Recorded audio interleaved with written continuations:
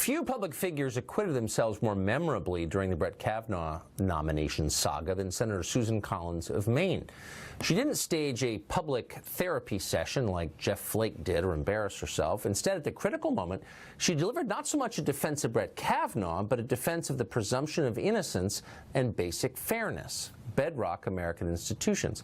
For doing that, the left, which long liked her, now despises her and wants to see her punished.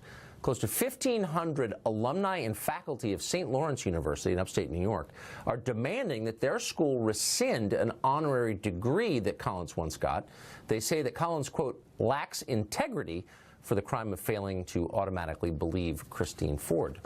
Monica Klein is a founding partner at Seneca Strategies, and she joins us tonight. Monica, thanks a lot for coming on. Of course. So I'm a little confused by this. So the idea is, if you don't agree with me, this group is saying, on the Christine Ford Brett Kavanaugh question, then you, quote, lack integrity? I mean, I know a lot of decent people, including a lot of women, who found themselves agreeing with Brett Kavanaugh. Do they lack integrity for that? Look, there is a 30% gap in voters of women versus men that now are supporting Democrats because of what the Republicans did with Kavanaugh. Susan Collins does lack integrity. She lacks integrity because she voted to support the nomination of a Supreme Court justice who is clearly a sexual predator. She didn't believe Christine Blasey Ford, despite the fact that she was incredibly credible, and she didn't support a real FBI investigation. Instead, it was just 1 week, and they refused to listen to half of the people who tried to come forward.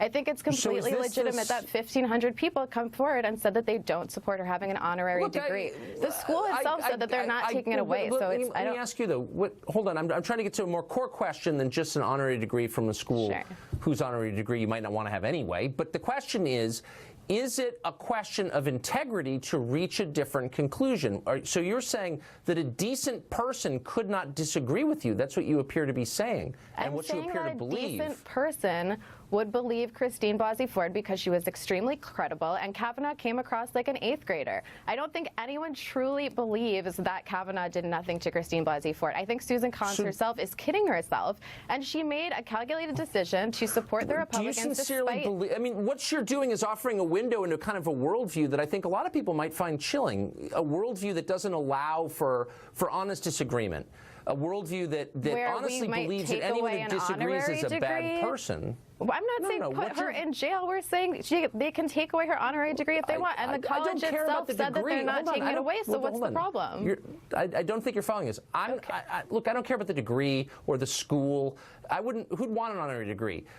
What I care about is whether we allow for the possibility that people who disagree with us are good people who have integrity, but who are reaching different conclusions from ours. And you, like a lot of the robots I deal with on the left, seem to have decided this is a theological debate where the other side is evil and you're virtuous. And I'm just giving you one more chance to explain that that's not true. Did I say that Susan Collins was evil? You said she lacked integrity. She was a bad person. She had no integrity, which is the core of human goodness. I said she lacks integrity. I believe that. She voted for a Supreme Court nominee who's a clear sexual predator without allowing for a real investigation. I think that lacks integrity. But these are subjective.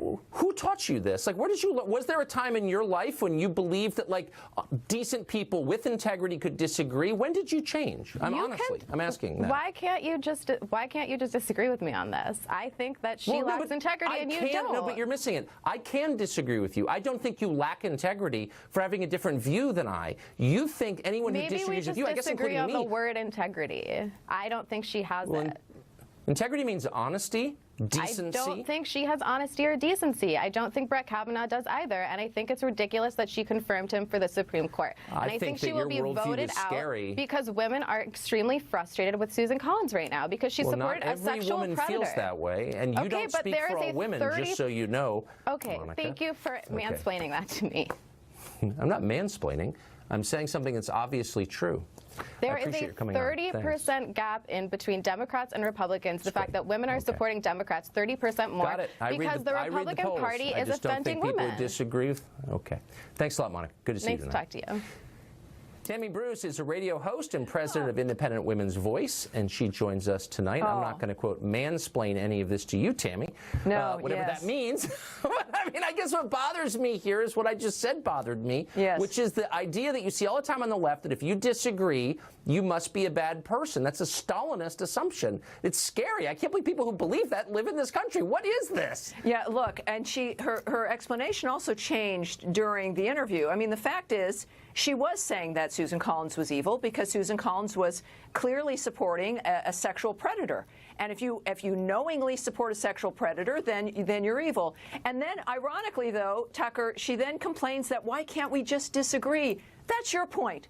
That's exactly your point in the segment. Exactly, some of us just simply will have a different point of view in what's going on, and yet what the left is doing, whether they clothe themselves as feminists or not, is pushing the argument that if you disagree with them, something is inherently wrong with you. It's like Kanye West being declared as mentally ill, that if you disagree with her point of view, you're evil or you support things that are horrible for society. This is what they need to move, because they can't have arguments with us based on the details of the issues. And your exchange with her proved that. And I hope Americans are watching. How do we get here, though? So if you're dealing with people who honestly think that they are saved and you are fallen, they are virtuous, you are sinful, there's no possibility of agreement, is there? Well, there isn't. And you notice, of course, that this is, of course, hopefully for modern religion, they've moved away from that. But this is very Middle-age religion-like for the left. This is a Middle-age framework where people were burned at the stake, where heads were cut off, where if you moved a little bit away from the orthodoxy, you were going to be declared a heathen or something else. This is now turning into a religion. And there is no room for any kind of movement about in any kind of differences or differences of opinion or point of view. But we live in a modern age which recognizes faith and the importance of that and the importance of us having our opinions. But in the free world and in a republic and in democracy in the 21st century, especially in America, we pride ourselves in the fact that we can have disagreements, that we will not punish people for not conforming.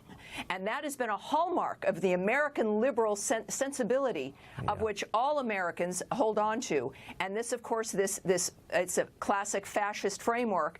And, of course, our universities, speaking of universities, don't teach history anymore, really. And so these are people who are graduating inculcated in a dynamic that has almost destroyed humanity in the last century. I don't know how we wound up here, but it's very ominous. If we can't agree that decent people can reach different conclusions, then we're already in a kind of weird theocracy, I think. Yeah, we are. Anyway, Tammy, thank you very much. Thanks, Tucker. Well, up next, a direct descendant of Pocahontas.